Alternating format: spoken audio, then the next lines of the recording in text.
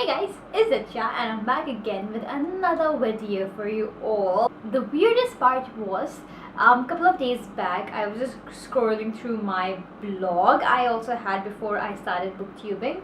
I just saw that I got over 50,000 hits, and the last time I posted over there was I think in 2018 or so, which is almost 2 years back, and I was really surprised. So I restarted that blog again. So yes, I'm back on booktubing and I'm back on blogging, and I was just keeping my tea, and I'm back on bookstagramming. Everything is going perfect, and this is like pretty insane because this has never happened with me. So today I am rather excited to do a book tag because it's been a while since I've done one of these.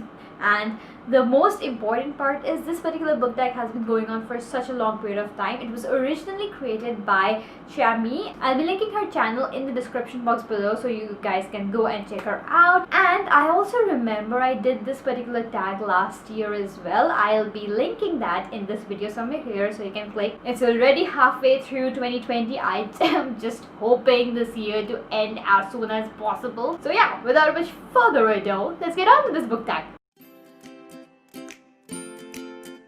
Question 1. Best book you have read so far in 2020. Best book I've read so far will have to it has to be Tattooist of Auschwitz by Heather Morris.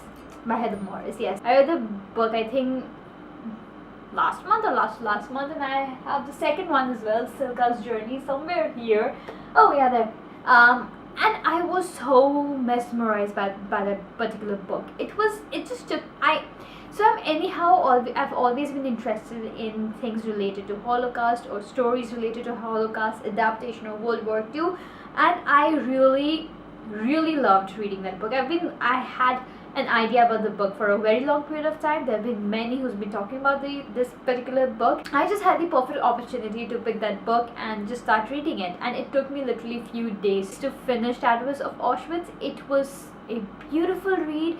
It is heartwarming, it is heartbreaking, it just gives you so much pleasure in a way to read that book.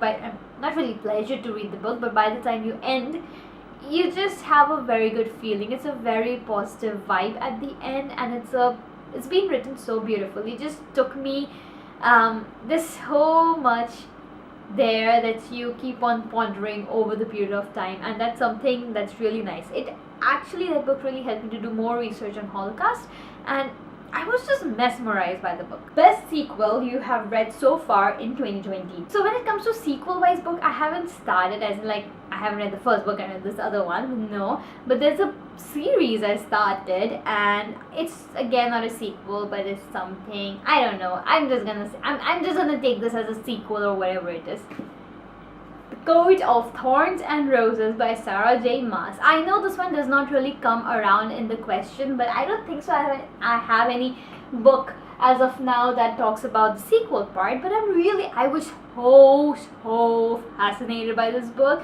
I was mesmerized. I was like taken away. I don't know why I stopped myself from reading this particular book for such a long period of time. It just took my breath away. I just love this book. New release you haven't read yet but want to. This book was released I think last year most likely, but I haven't had the chance to read it yet. I don't remember. Yeah. But this one has been there on my TBR for a very long period of time, and I really want to read it. It's Testament by Margaret Atwood. I read Handmaid's Tale last year. I read the graphic novel after it. I watched the series. I just love that entire idea of the book, the entire plot line, and I'm really looking forward to know what exactly happened in the book after Handmaid's Tale. Most anticipated release for the second half of the year. Most anticipated, oh yes, so I haven't read any book by Ken Follett, but since I'm working on his upcoming book, I am really looking forward to The Evening and the Morning.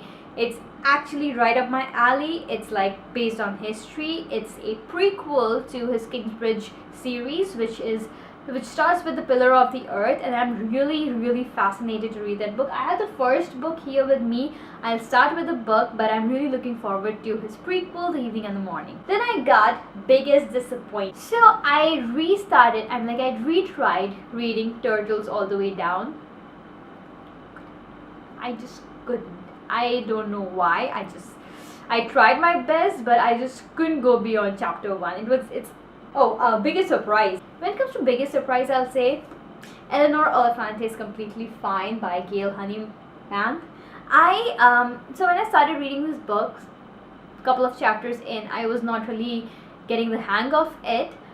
I started liking the book after it surpassed the first half. I really liking the book towards the end, and the last chapter, it blew my mind. It was actually one of those times when I was really surprised, knowing that this is a kind of book I'm not gonna like, but I ended up liking it so much that I started recommending it to every single person. Favorite new author, debut, or new to you? So when it comes to favorite new author, I have two, and both of them, so this is a kind of genre I have introduced myself recently to, and I've been really enjoying books around it.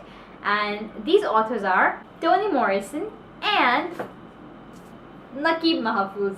Newest fictional crush. Since I recently read A Court of Thorns and Roses by Sarah J. Maas, I have to say Tamlin.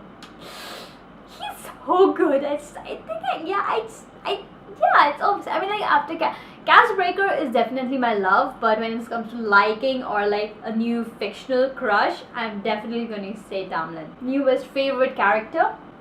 So although it's not a newest favorite character, he's been my ever favorite since always.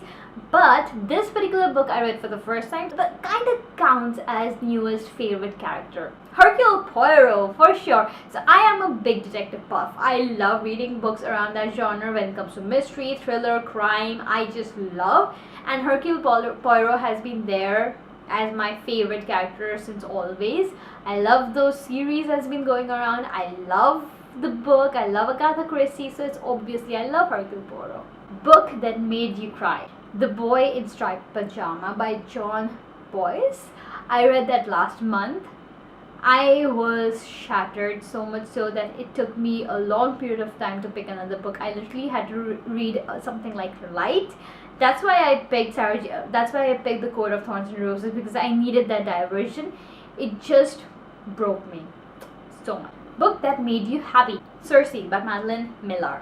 Although I like the Song of Achilles more than I liked Circe, but this book actually made me happy at the end, knowing that Circe understood herself, she accepted herself as she was, and how her life turned around from there. I just loved that entire concept, the entire book. It was really fascinating, and I really enjoyed it, and at the end it was a very happy feeling. So yeah. Most beautiful book you have bought so far this year or received?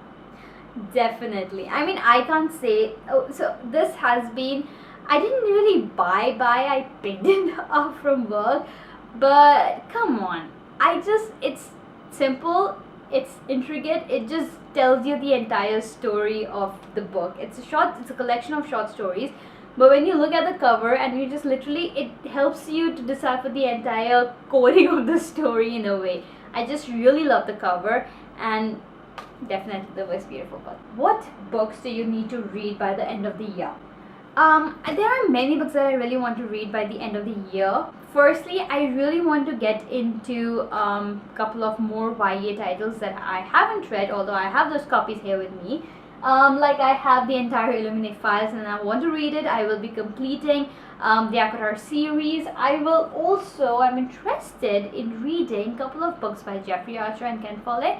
I also really want to get into good literary fiction books, and I've also started liking non-fiction. So I have a lot of different books that I really want to read, more like different genres. I really want to invest myself more into getting into understanding more different sort of genres where I really am more comfortable. Maybe I have been reading a lot of YA since I was little, detective books, that's my comfort zone. But since I've recently started reading a lot of non-fiction and literary fiction, I've really started enjoying. And definitely classics. I'm finally starting classics. I haven't really read a lot. My mom literally goes around with a stick, carrying a stick, saying that, you know what, you're not a book blogger till you read classics. So I'm getting my hang of it as well. I have read a couple of good classics, more like contemporary classics, but I'm gonna get into proper classics. soon. So yeah, oh my god, that was like too many things. Okay, so thank you guys for watching this video. I really hope you enjoyed my mid-year book freak out tag 2020 edition. So I'm really interested in doing this tag again next year, which is going to be super fun. But maybe I'm going to do something around December as well, as a part 2 of 2020. That's going to be fun, I think. So yeah, let me know if you guys have read any of these books, or like the questions, everything is mentioned in the description box below. It will be easier for you all to go ahead and do this tag as well. And people whom I am going to further tag, the names will be mentioned in the description box below. Also on my Twitter and my Instagram, I'll be mentioning them, so it'll be easy for them to go and do it. So yeah, this is it. So thank you for watching my mid-year book freak out tag 2020 edition. Thank you again, and I'll be back with another video. Till then, bye bye.